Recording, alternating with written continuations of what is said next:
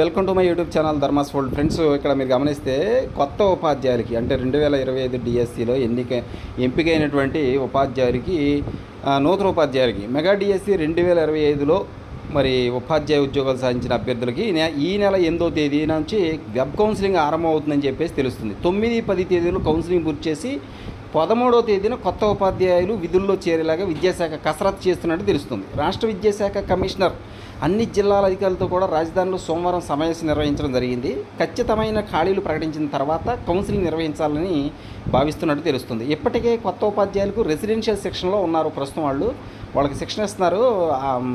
ఆ శిక్షణ అనంతరం అంటే 8వ తేదీ నుంచే వాళ్ళకి ఈ కౌన్సిలింగ్ నిర్వహించాలని చూస్తూ ఉన్నారు. అంటే యాక్చువల్గా అయితే రేపు 8వ తేదీ మరి జరగాలి. ఆ సమయంలోనే వెబ్ ఆప్షన్లు ఇచ్చేలాగా ప్రణాళిక రూపొందిస్తున్నారు. 8న వెబ్ ఆప్షన్లు పూర్తి చేసిన తర్వాత 9-10 తేదీల్లో ఆప్షన్ల ప్రకారం పోస్టింగ్ ఉత్తర్వులు ఇవ్వడం అనేది జరుగుతూ ఉంది.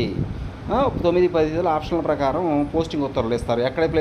ఎక్కడ వాళ్ళు కేటాయించబడారు, ఏ స్కూల్లో వాళ్ళకి ప్లేస్ వచ్చి ఇవ్వడం కేటాయించబడింది అనేది దాన్ని బేస్ చేసుకుని వాళ్ళకి పోస్టింగ్ ఆర్డర్ అనేది ఇవ్వడం జరుగుతుంది. 11వ తేదీ రెండవ శనివారం, అలాగే 12వ తేదీ ఏమో ఆదివారం సెలవులు కావడంతో 13వ తేదీన పాఠశాలలో విధుల్లో చేరాల్సి ఉంటుంది.